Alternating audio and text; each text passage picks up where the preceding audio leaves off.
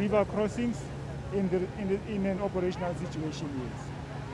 The truck following that is basically the one carrying appropriate tools that are used in this regard during the operation itself.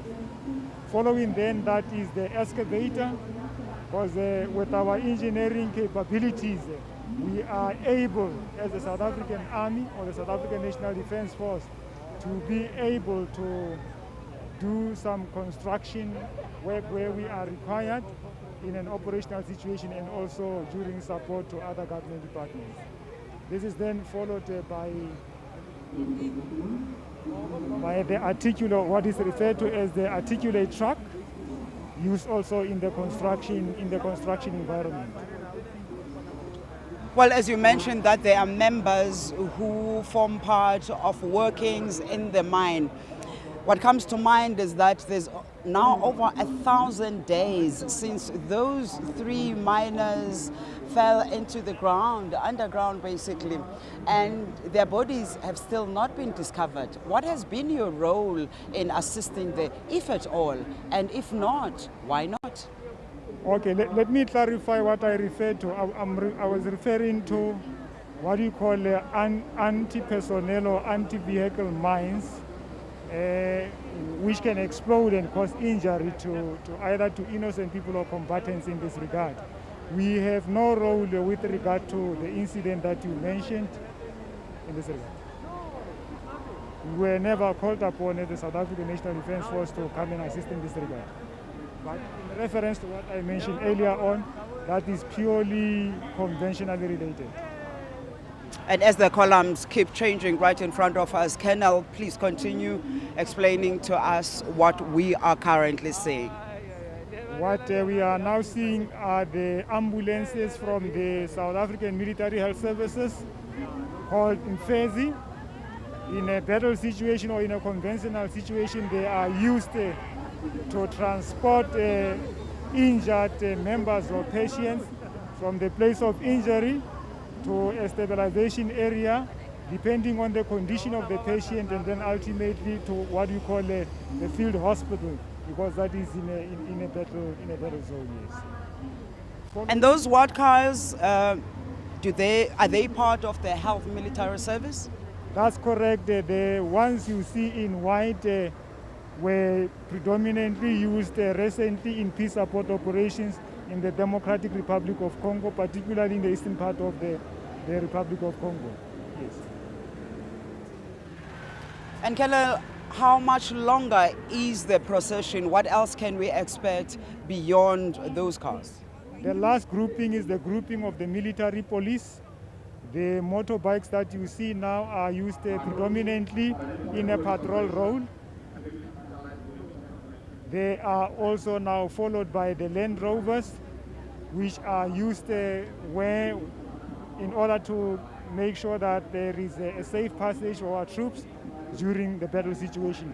So basically the last grouping is the military police with their commander, the accompanying ambulance in this regard, and the military police vehicle, and the last motorcycle is where we end. But these are now support elements to the mechanized column that we have now witnessed. The pride of the South African National Defence Force.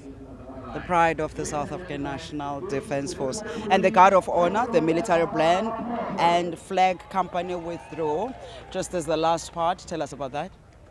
The National Ceremonial Guard that was earlier on here is once again going to return and take its position so that the last compliments can be paid to the Commander-in-Chief. It is only directly after that then it will withdraw on command. On withdrawing, then the flag company will follow it, and then that will bring an end to this prestigious event on the 21st of February 2022 of the South African National Defence Force Armed Forces Day. Colonel Philip Mosibiane from the SA Army. Thank you so much. You've been of great assistance to us and to our viewers. Let's take it back to the studio just for a bit now.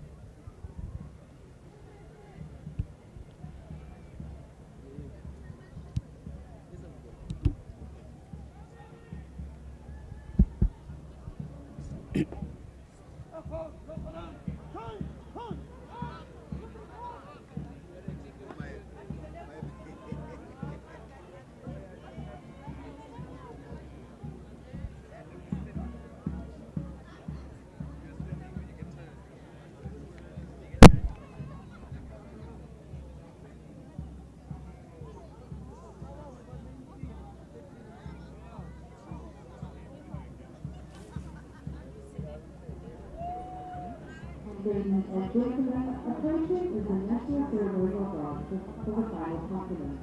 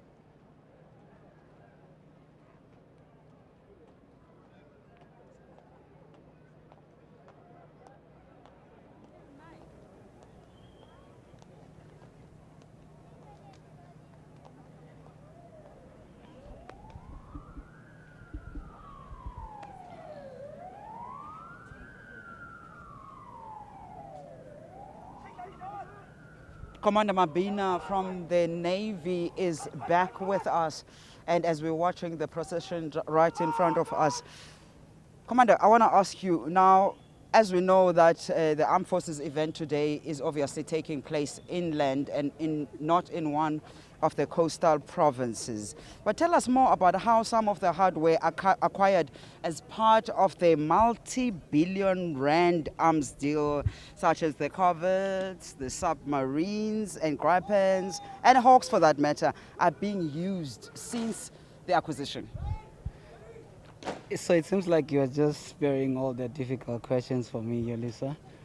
But nonetheless, it is fine. Listen, you know, one thing that I like about my organization and what makes us unique and that you can distinguish us from any other organization. It's just that we have different roles, and our roles are clearly demarcated.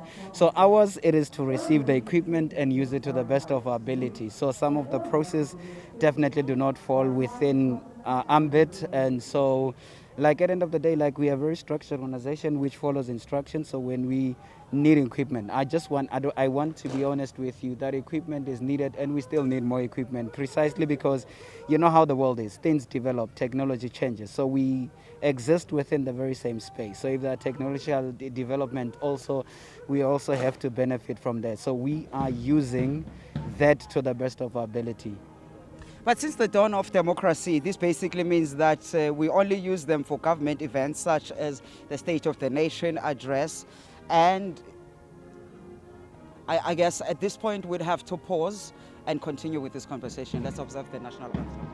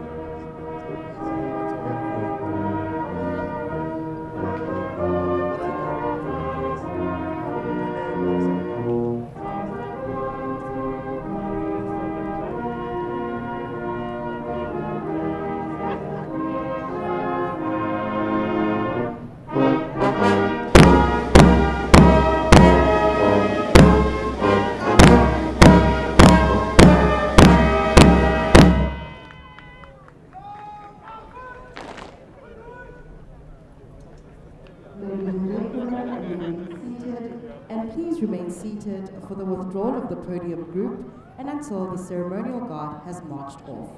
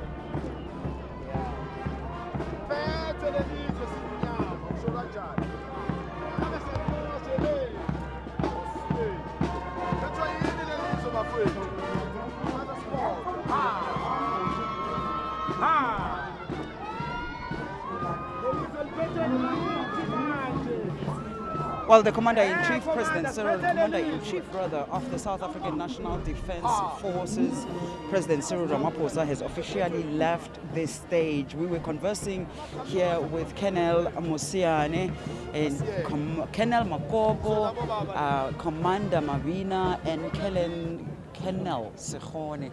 We appreciate you, gentlemen. Thank you so much for making our viewers at SABC Television News understand the issues of the South African Defence Force much better. I know a lot of you were complaining that we're here for the festivities, we're here for the celebrations, to honor the men and women in uniform, their bravery, their sacrifice, but that I asked you hard questions. But it's part of the deal, isn't it? Thank you so much for joining us. We're taking it back now to the studio in Johannesburg.